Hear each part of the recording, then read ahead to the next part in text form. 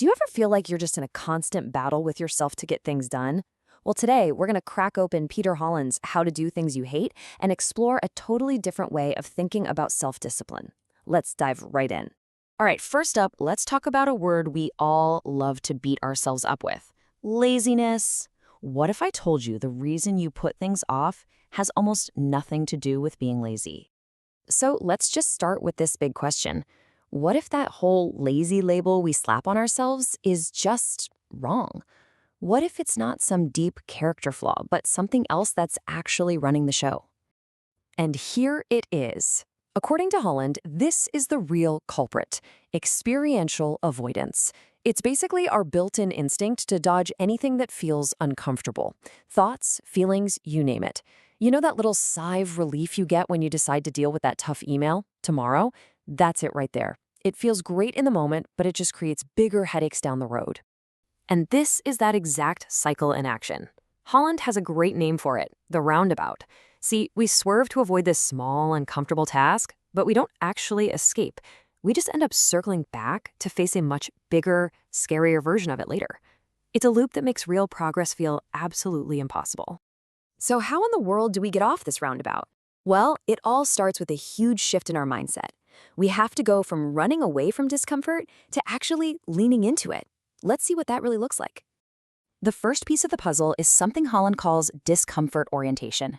Now, this isn't about climbing Mount Everest. It's about actively seeking out small, manageable discomforts. Think taking a 30-second cold shower or just sitting with boredom instead of grabbing your phone. These little things build up our resilience and fight back against what he calls comfort creep, that tendency to make our lives so comfortable that we can't handle anything tough. This really breaks down the difference between a rigid and a flexible mindset. You've got the inflexible mind on the left. Let's call it the mother mindset. It sees a problem and immediately gets stuck. It's all about negativity: I can't do this, and it leads straight to a dead end. But then you have the flexible mindset on the right, the Jenny mindset.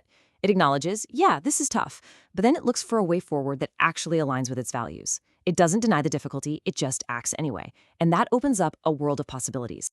Now, this powerful mindset isn't just about positive thinking.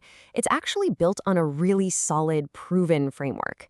The book introduces us to something called acceptance and commitment therapy, or just ACT. This is the practical, step-by-step way to develop that psychological flexibility. And these are the 6 pillars of ACT. It's a journey, really. It starts with acceptance, just letting your feelings be there without fighting them. Then cognitive diffusion, which is huge. It's learning to see that your thoughts are just thoughts, not commands. From there, you ground yourself in the present moment. You get clear on your deeper values. And then, and this is key, you take committed action based on those values. They all work together to build some serious mental strength. Okay, so we've got the mindset down. Now let's get practical and fill up our toolkit. This next part is all about the day-to-day strategies you can actually use to start winning. Okay, this one is a game changer: 90 seconds.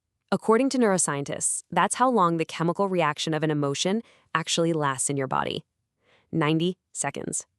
Any feeling of anxiety or dread or frustration that hangs around longer than that, that's us choosing to rerun the emotional loop in our minds. Just knowing that gives you so much power to step out of. You've probably heard this one before, and for good reason. Eat the frog. It's simple. You identify your single, hardest, ugliest, most annoying task of the day, and you do it first. Just get it over with. The momentum you build from that one win is incredible. It makes the rest of the day feel like you're playing on easy mode. You know, discipline isn't about brute force. It's about working with your body, not against it. We all have these natural energy cycles called ultradian rhythms, which last about 90 to 120 minutes. So instead of trying to power through that inevitable energy dip, work with it. Go hard when you're at your peak, and then take a real 20-minute break to recharge before jumping into the next cycle. Holland gives us this brilliant way to think about focus: the arrow. The first part is the shaft of the arrow.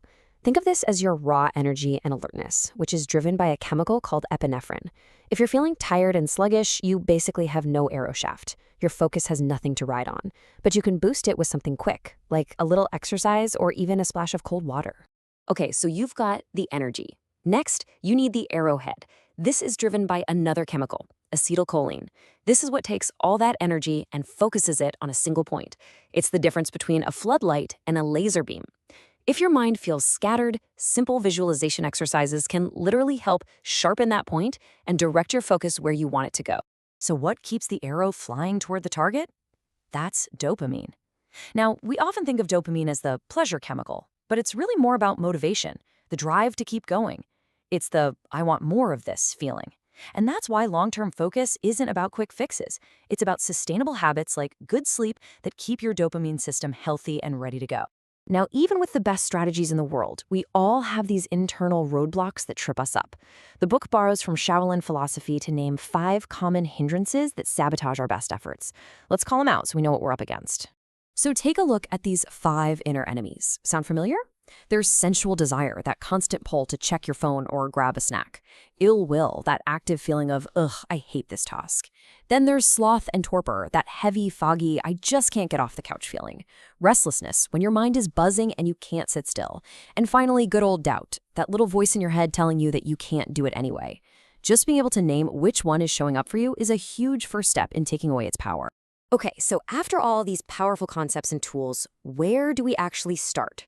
The answer is so much simpler than you might think. Lasting discipline isn't built on some heroic, one-time effort. It's built on a foundation of small, consistent wins. Which brings us to this perfect, simple metaphor. Make your bed. Seriously, the point has nothing to do with having a tidy room. It's about starting your day, literally seconds after you wake up, with a completed task.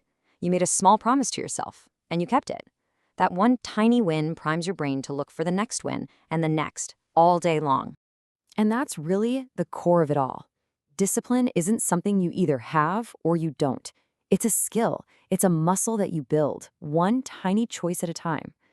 So I'll just leave you with this to think about. What's the one small thing you're going to master tomorrow to start building your own momentum?